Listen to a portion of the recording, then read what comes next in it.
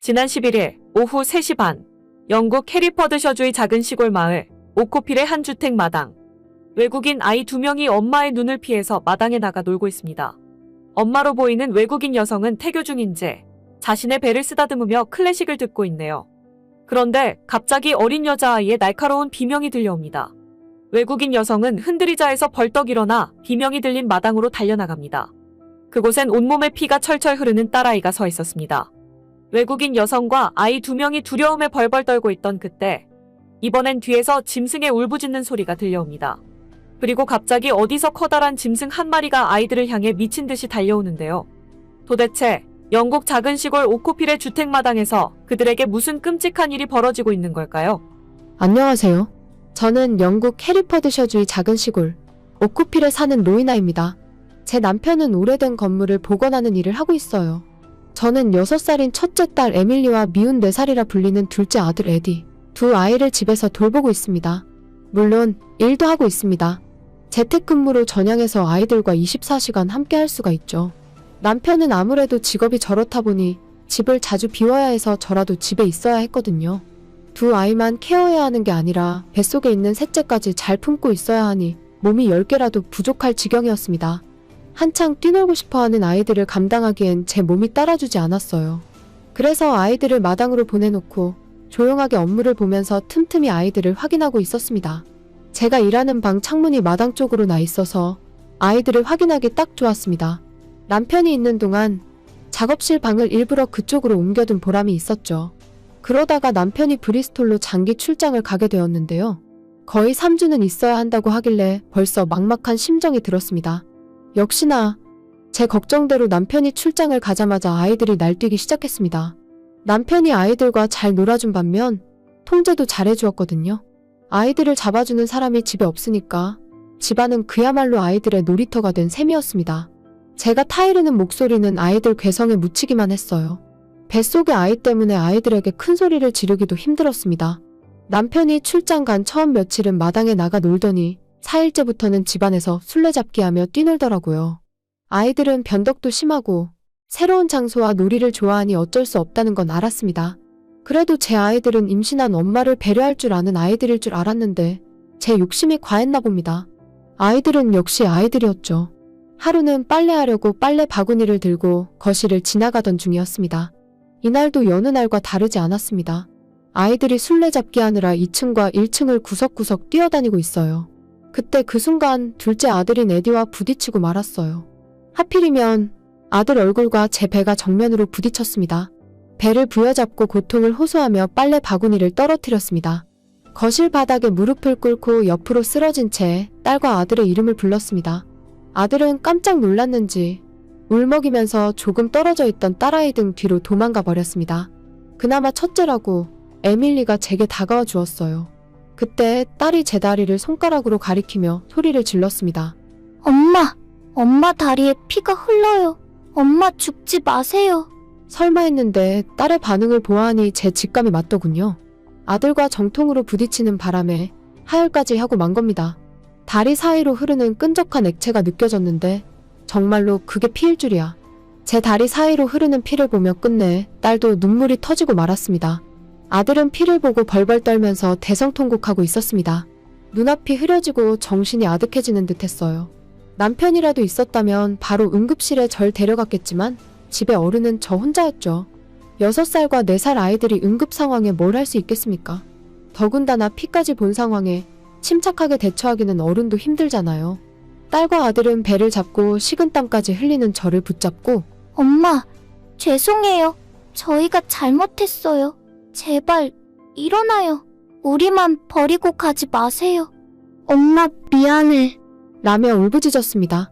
저는 혼신의 힘을 짜내어 첫째 딸 에밀리의 팔을 붙잡았어요. 에밀리, 엄마 말 잘 들어.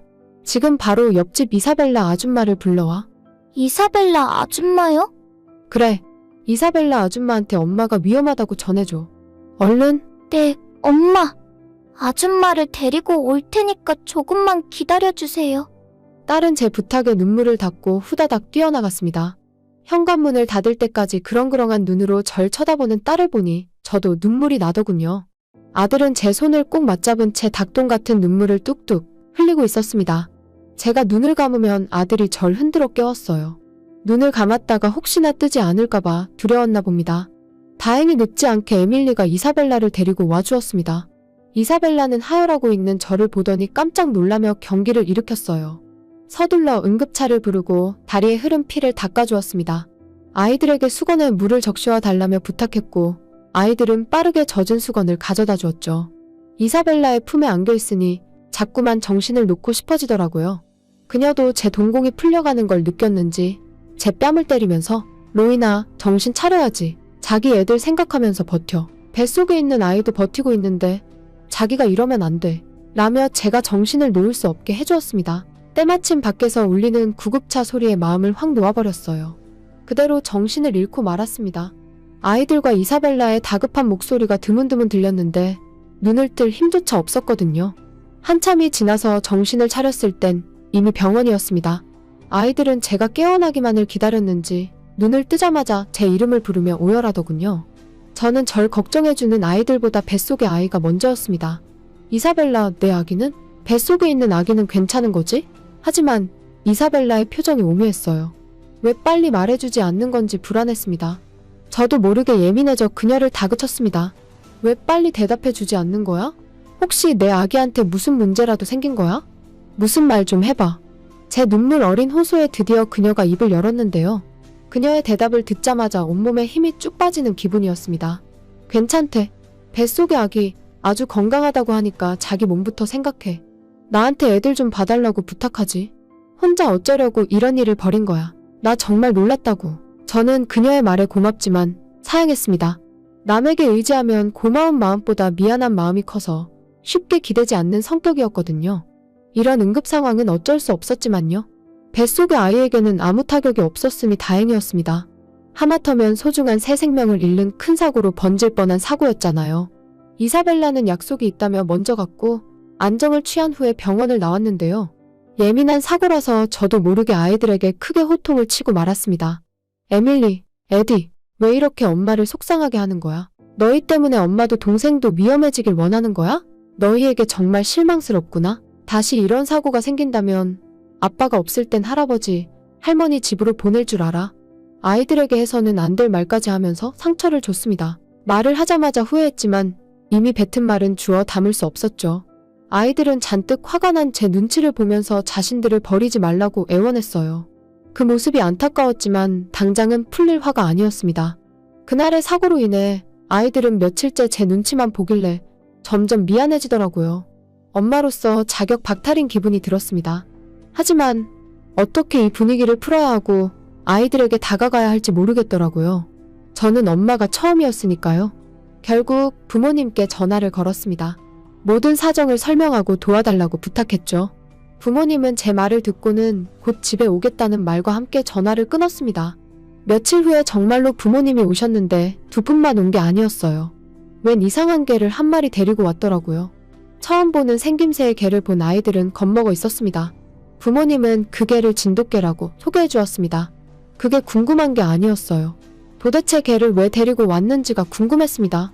아이들과 화해하도록 도와달라고 했더니 뜬금없이 개라니요. 부모님은 황당한 행동도 모자라서 더 황당한 말을 하더군요. 로이나, 오늘부터 새 식구가 될 친구란다. 아이들 혼자 보기 힘들었지? 이제부터 이 개가 에밀리, 에디와 놀아주고 지켜줄 거야. 전혀 걱정할 필요가 없단다. 아빠 친구가 한국에 살고 있는데 이 진돗개가 주인을 한번 섬기면 그렇게 충성심이 강한 개라더구나. 혼자 있는 날도 많은데 도움이 많이 될 거다. 남편 없이 저 혼자 지내는 게 걱정되는 마음은 이해했습니다. 하지만 제 코가 석자인데 개를 어떻게 키우냐는 거죠. 아이들 보기도 힘들다고 했건만 개까지 돌보라고 데리고 온 부모님의 행동은 이해할 수 없었습니다. 아이들은 호기심이 많아서 개를 보고 처음엔 무서워하더니 곧 가까이 다가가 관심을 보였어요. 저는 부모님에게 제 상황을 호소하며 개를 받아들일 수 없다고 하고 있었습니다. 그때 진돗개가 으르렁대더니 아이들에게 무시무시한 이빨을 드러내고 있더라고요. 깜짝 놀라 진돗개 앞에서 굳은 아이들을 제 뒤로 숨겼습니다. 이거 보세요. 저 똥개가 우리 애들을 잡아먹게 생겼는데 애들을 지켜준다고요? 필요 없으니까 당장 데리고 가세요. 부모님은 제 말은 들은 채도 하지 않더니 차에서 계집까지 꺼내서 마당에 내려놓았습니다. 무슨 짓이냐고 말려도 소용없었어요. 진돗개에게 목줄을 채우고서 일단 키워보라며 막무가내로 밀어붙이고는 제가 붙잡을까봐 얼른 가버렸습니다. 마당에 남겨진 진돗개는 떠나는 부모님 차를 보고 따라가려고 했는데요. 목줄에 자꾸 걸려서 캑캑대고 낑낑대고 혼자 난리였습니다. 전혀 불쌍해 보이지 않더군요. 차라리 목줄을 끊고 부모님을 따라가길 바랐지만 그런 일은 일어나지 않았습니다. 아이들은 그런 진돗개를 보고 불쌍하다며 배고파서 저러는 게 아니냐더라고요. 엎친 데 덮친 격이었죠. 그래도 굶겨 죽일 순 없으니 아이들과 마트에 가서 개 사료와 필요한 애완용품 몇 가지를 사왔습니다. 아이들이 좋아하니까 다행이라고 해야 할까요? 저는 아이들에게 절대 진돗개 가까이에 가지 말라고 당부했는데요. 아이들은 다시 제 말을 듣지 않고 밥그릇을 들고서 자기가 주겠다며 티격태격하고 있었습니다. 그대로 개 밥그릇을 뺏어서 개집 옆에 놓아주었어요. 아이들이 아쉬워했지만 조금 전 으르렁대는 그 모습을 잊을 수 없었습니다. 아이들은 진돗개에게 테드라는 이름도 지어주었습니다. 테드는 둘째 아들이 가장 좋아하는 캐릭터 이름입니다. 귀찮은 일이 하나 더 늘어나자 한숨만 나왔어요. 저 개도 개지만 아이들을 이제 마당에 보낼 수가 없게 되었습니다. 개가 아이들을 물기라도 한다면 그것이야말로 정말 큰일이니까요. 하필이면 정신적으로 힘들 때 업무까지 많아져서 정신이 없었습니다. 이때부터 아이들에게 조금씩 소홀해지고 있었어요. 귀에 딱지가 않도록 마당에 나가지 말라고 했더니 집안에서만 놀길래 마음을 살짝 놓고 있었거든요. 솔직히 말하면 개가 있었다는 사실도 있고 일에 몰두했던 것 같아요. 2주 후에 일이 마무리되고 오랜만에 아이들과 시간을 보내려고 거실로 나갔는데요. 집안 어디에도 아이들이 보이지 않았습니다. 순간 불안감이 엄습했어요. 서둘러 마당으로 나가보니 아이들이 진돗개에게 깔려서 뒹굴고 있는 겁니다. 저는 악을 지르면서 진돗개를 물러나게 했어요. 얼른 아이들을 일으켜 그 개로부터 최대한 멀리 떨어지게 했습니다. 괜찮냐고, 어디 다친 곳은 없냐고 살피며 물었습니다. 그 개는 저와 아이들을 향해 목줄이 팽팽해지도록 발악하고 있더라고요. 아무리 봐도 우리 아이들을 지켜줄 개처럼 보이지 않았습니다. 그런데 아이들의 말에 벙찌고 말았어요. 에밀리와 에디가 진돗개 테드에게 깔려 위협받던 게 아니라 함께 놀고 있었다고 했습니다. 제가 일에 몰두해 있는 동안 아이들이 몰래 밥을 주고 장난감으로 놀아줬다더라고요. 심지어 아이들의 말을 잘 듣고 잘 따른다기에 충격에 빠졌습니다. 저는 아이들의 말을 믿지 않아서 바로 혼냈습니다. 왜냐하면 부모님이 테드를 주고 가버렸을 때 진돗개 특징을 좀 알아봤었거든요. 공격성이 강하다는 말이 많았어요. 지금에야 잘 놀아주니까 그렇다 쳐도 언제 어떻게 돌변해서 아이들을 위협할지 모르는 일이잖아요. 하지만 아이들은 아무리 화내고 부탁하고 애원해도 말을 듣지 않았습니다. 그러다가 역시나 크게 일이 터지고 말았죠. 이날도 아이들이 제 눈을 피해서 마당에 나가 놀고 있었습니다. 저는 태교 중이라 노래를 틀어놓고 있었어요. 그런데 갑자기 어린 여자아이의 비명이 들려왔습니다. 바로 알 수 있었어요. 제 첫째 딸 에밀리의 목소리였습니다. 흔들리자에서 벌떡 일어나 비명이 들려온 마당으로 달려나갔습니다. 에밀리와 에디는 진돗개 집 주변에 주저앉아 있었는데요. 놀라서 다가갔다가 경악하지 않을 수 없었습니다. 에밀리? 무슨 일이 있었던 거야? 팔은 또 왜 그렇고? 제가 이렇게 놀란 이유는 바로 딸아이 왼팔에 피가 철철 흐르고 있었습니다. 아들은 그 옆에서 엉엉 울고 있더군요. 잠시 후 딸아이의 팔을 자세히 살펴보고 저는 단단히 화가 났습니다. 딸아이 팔에 피를 낸 범인을 잡았거든요. 그건 바로 테디였습니다. 딸아이 팔에 선명한 짐승 이빨 자국이 있더라고요. 바로 응급차를 불렀죠. 그리고는 마당에 있던 빗자루를 들고 테디에게 다가갔습니다. 제 딸을 저렇게 만든 놈을 가만둘 수 없었으니까요. 테디에게 빗자루를 휘두르려는 찰나에 테디가 짖는 바람에 들고 있던 빗자루를 놓쳐버렸습니다. 저를 보고 이빨을 드러내며 우렁차게 짖는 모습에 다리에 힘이 풀리고 말았어요. 머리가 새하얘져 상황 판단이 느려지고 있었습니다. 테디는 저에게 달려오려고 했지만 목줄이 걸려서 한 걸음 앞에서 캑캑대며 버둥거렸습니다. 두려움에 벌벌 떨고 있었는데 이번엔 뒤에서 개 짖는 소리가 들려오더라고요. 깜짝 놀라서 돌아보자 갑자기 어디서 나타난 핏불 한 마리가 아이들을 향해 미친 듯이 달려가고 있었습니다. 테디가 짖었던 이유는 바로 저 핏불 때문이었어요. 테디는 핏불을 향해 미친 듯이 짖어댔습니다. 그때 핏불은 테디의 방해 공작에 걸려들었는지 이쪽으로 달려오고 있었어요. 저는 너무 놀라서 살아야겠다는 일념 하나로 옆으로 굴러 피했습니다. 핏불은 인정사정 없이 테디의 목을 노리고 한 방에 물었습니다. 테디가 아파하는 신음을 내지르다가 앞발로 핏불에 머리를 사정없이 내리쳤어요. 테디의 앞발톱이 핏불에 눈에 긁혔는지 이번엔 핏불이 신음을 내며 물고 있던 테디의 목을 놓아버렸습니다. 틈을 놓치지 않고 테디가 핏불의 목을 사정없이 물어 뜯어버리더군요. 두 개가 싸우는 현장을 눈앞에서 보고 있으니 오금이 저려왔습니다. 개싸움 소리에 주변 이웃들도 나오더니 집 앞에 몰려들었어요. 어느새 저는 테디를 속으로 응원하고 있었습니다. 테디가 이겨야지만 저 핏불도 꼬리 내리고 집 마당에서 나갈 테니까요. 아이들은 하염없이 울면서 테디를 외치며 자꾸만 테디에게 다가가려고 했습니다. 이러다가 테디가 죽는 거 아니냐면서요. 그런 아이들을 어른들이 말리고 온 동네 사람들이 소리 지르고 난리도 이런 난리가 없었어요. 하지만 핏불은 호락호락한 개가 아니었습니다. 테디의 목줄을 제가 가서 풀어줄 수도 없으니 미치고 팔짝 뛸 노릇이었죠. 테디의 하얀 털은 어느새 붉게 물들어가고 있었습니다. 핏불에게 목, 옆구리, 어깨에 다리까지 물려 피로 얼룩덜룩해져 있었어요. 목줄도 자꾸 당겨지니까 호흡도 거칠어지고 불안정해 보였습니다. 테디의 움직임이 점차 느려지자 핏불은 재미를 다 봤는지 주위로 눈을 돌리더군요. 그러다가 저와 눈이 딱 마주친 겁니다. 핏불은 다시 제게 달려오려고 했어요. 도와달라고 소리쳤지만 선뜻 저를 도와주는 사람은 없었습니다. 그때였어요. 테디가 젖먹던 힘까지 내서 목줄을 당겨 끊어버리더니 핏불에게 달려가는 겁니다. 그러더니 핏불의 목을 전보다 더 세게 물고 제게 오지 못하게 막아주었어요. 온몸이 빨갛게 물든 채로 핏불의 힘을 버티고 있었습니다. 바들바들 떨고 있는 테디와 눈이 마주쳤는데요. 마치 저에게 자신이 핏불을 잡아두고 있을 테니 아이들을 데리고 얼른 도망치라고 말하는 듯 했습니다. 그 눈빛이, 마음이 저에게 고스란히 전해지는 기분이었죠. 저는 자리에서 일어나 아이들에게 달려갔습니다. 그리고 사람들에게 신고라도 해달라며 애원했습니다.